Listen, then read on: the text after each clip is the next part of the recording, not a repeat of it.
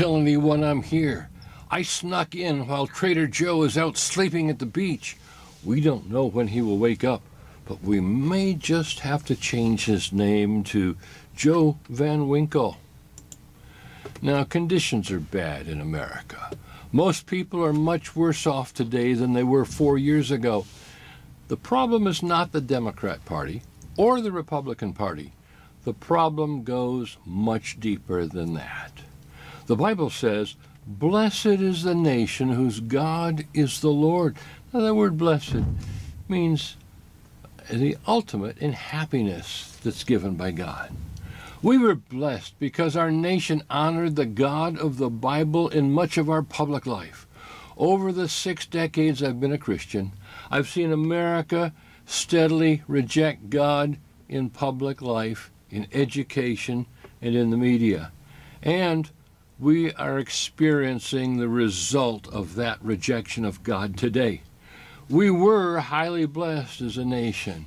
We are turning away from the source of our blessing and our responsibility to Him. Now, the Bible says the wicked shall be turned into hell, and all the nations that forget God, Psalm 9:17. The evil forces that are trying to destroy America are diligently trying to push us away from our former allegiance to God. We need to take this seriously. Our lives, the lives of our children and grandchildren, and our way of life is at stake. First, we need to pray for revival. We need to pray for a great move of the Holy Spirit through the Bible-believing churches to get God's people thoroughly right with Him so that we don't tolerate sin in our own lives, and to enthusiastically renew our commitment to love, to follow, and to obey Jesus.